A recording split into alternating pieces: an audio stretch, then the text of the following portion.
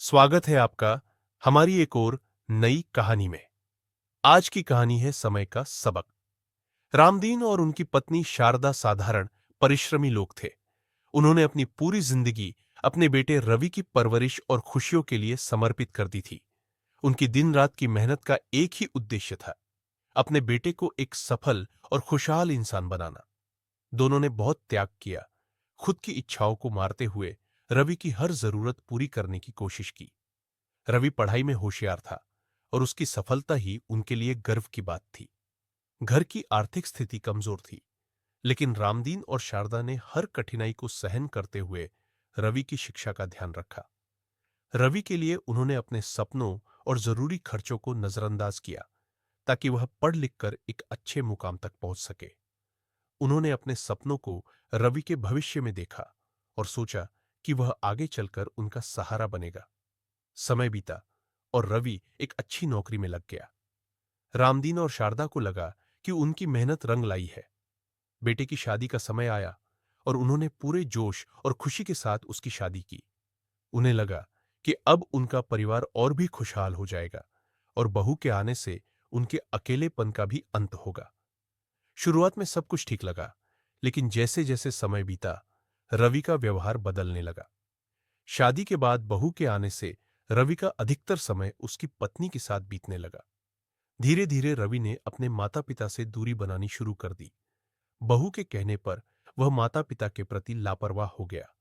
वह उनके साथ बातचीत में भी तल्खी और अनादर दिखाने लगा। शारदा ने कई बार रवि से बात करने की कोशिश की, पर वह हर बार उनकी बात को नजरअंदाज कर देता। रवि की पत्नी भी शारदा और रामदीन को ताने मारने लगी।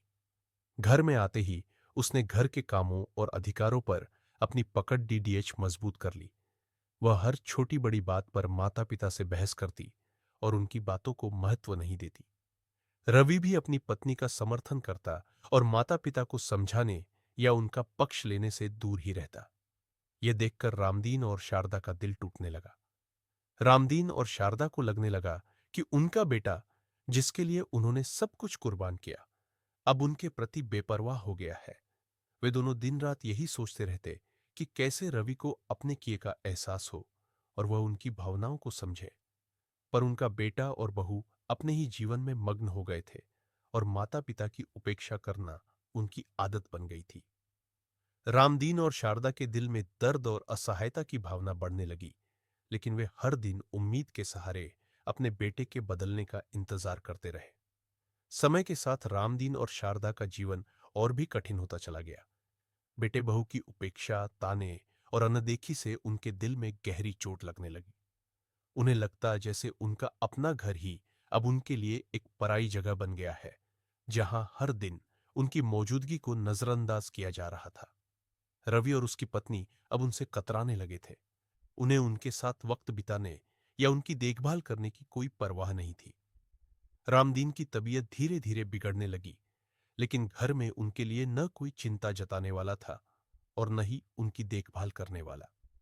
शारदा दिन रात उनकी सेवा में लगी रहती और अपने बेटे के लिए भगवान से प्रार्थना करती कि एक दिन वह सुधर जाए और उन्हें अपना प्यार और सम्मान दे।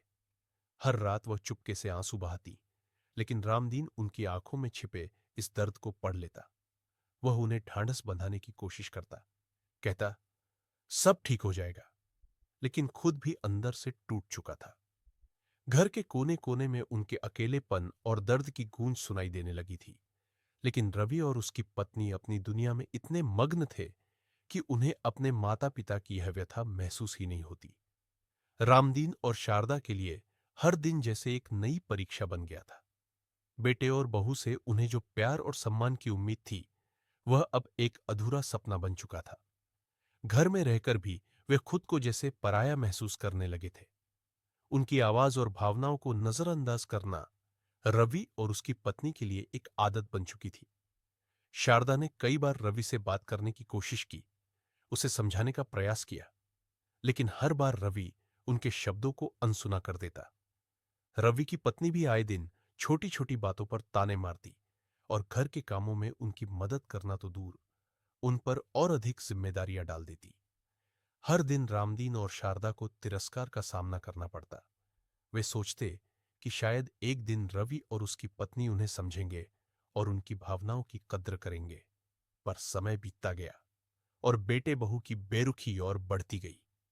अब रामदीन और शारदा के लिए हर दिन वही दर्द और अकेलापन लेकर आता। उन्होंने अपने बेटे में कभी जो संस्कार और आदर का सपना देखा था, वह अब चकनाचूर हो चुका था। वे दोनों एक दूसरे का सहारा बने रहते, एक दूसरे को ढांढस बंधाते, लेकिन अंदर ही अंदर उनके दिलों में उम्मीद की वो आखिरी किरण भी धीरे धीरे टूटने लगी थी। रामदीन की हालत और भी बिगड़ने लगी। डॉक्टरों ने उन्हें और शारदा को सचेत किया कि यदि वह जल्द ही अपना इलाज नहीं कराएंगे तो उनकी स्थिति गंभीर हो सकती है। यह खबर रामदीन और शारदा के लिए एक और झटका थी, लेकिन जब उन्होंने इस बारे में रवि से बात की तो उसका रिएक्शन बिल्कुल नकारात्मक था। रवि ने कहा, माँ पापा, आप दोनों को थोड़ा आराम करने की जरूरत है। हम किसी और समय डॉक्टर के पास चलते हैं। इससे शारदा के दिल में गहरा दर्द हुआ, लेकिन वह कुछ कह नहीं पाई। फिर भी वह हर दिन भगवान से प्रार्थना करती रही कि उनके बेटे का दिल बदल जाए और वह उन्हें एक बार फिर प्यार और सम्मान दे। रामदीन की तबीयत और बिगड़ने लगी, लेकिन रवि और उसकी पत्नी अपने कामों में व्यस्त थे। रवि का खुद का परिवार अब उसकी प्राथमिकता बन चुका था और वह अपने माता पिता को अजनबी सा महसूस करने लगा था।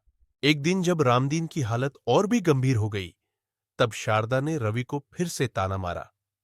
क्या तुमने कभी सोचा है कि हम कितनी बार तुमसे मदद की उम्मीद करते हैं? हम दोनों बूढ़े हो गए हैं। अब तुम्हारी जिम्मेदारी है कि तुम हमारी देखभाल करो। रवि का चेहरा अव्यक्त था, लेकिन वह फिर भी कुछ नहीं बोला। शारदा का दिल टूट चुका था। वह समझ चुकी थी कि रवि अब अपने माता पिता का आदर करना भूल चुका था। जब रामदीन के लिए अब कोई रास्ता नहीं बचा और उनकी हालत और बिगड़ गई, तब शारदा ने अपने पति को अपने पास लिटा लिया और उनकी आखिरी सांसों के समय उनका हाथ थाम लिया। रामदीन ने अपनी आखिरी बातें शारदा से कही, लेकिन अब वह समझ चुकी थी कि वे दोनों अपना समय खो चुके हैं और कोई वापसी नहीं हो सकती। रवि और उसकी पत्नी को अब भी कोई एहसास नहीं हुआ कि उनके माता पिता को उन्होंने किस हद तक तकलीफ दी थी। उनके अंदर कोई पछतावा या अपराध बोध नहीं था। वे अपनी दुनिया में मस्त थे और रामदीन शारदा की यादें अब उनके लिए मात्र एक बीती हुई कहानी बन चुकी थी। रामदीन के अंतिम समय में शारदा ने उनकी बहुत देखभाल की, पर उसका मन और शरीर दोनों टूट चुके थे। वह एक पल के लिए भी अपने पति से अलग नहीं हुई, उनकी हर ख्वाहिश को पूरा करने की कोशिश करती रही। लेकिन अंत में वह पल आ ही गया जब रामदीन ने इस दुनिया को अलविदा ले लिया।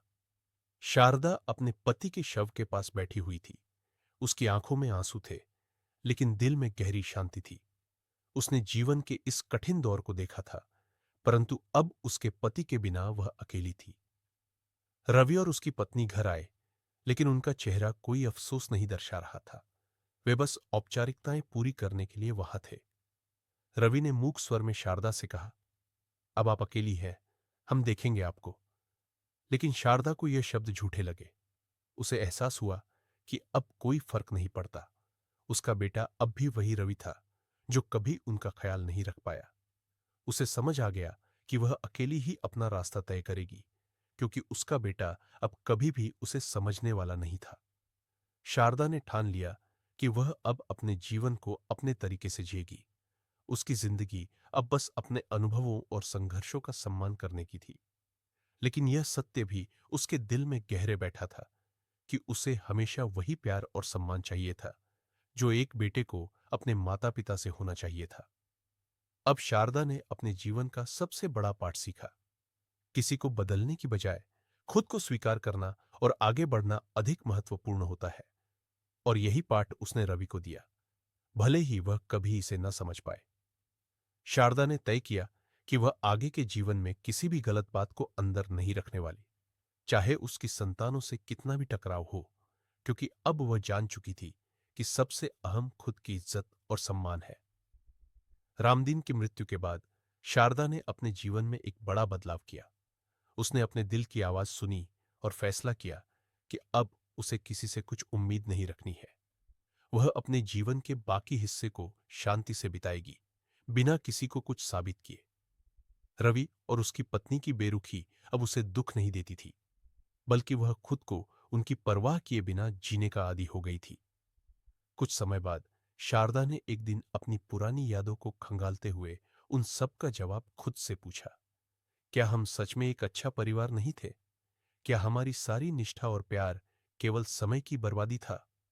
उसने अपने आप से यह सवाल किया और महसूस किया कि वास्तव में उसने अपने कर्तव्यों को पूरी निष्ठा से निभाया था। उसका मन संतुष्ट था, क्योंकि उसने कभी किसी से उम्मीद नहीं की थी।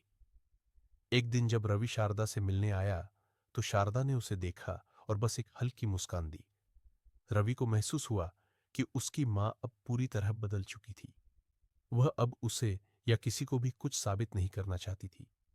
वह शारदा के दिल की स्थिति को समझने के लिए बहुत देर कर चुका था।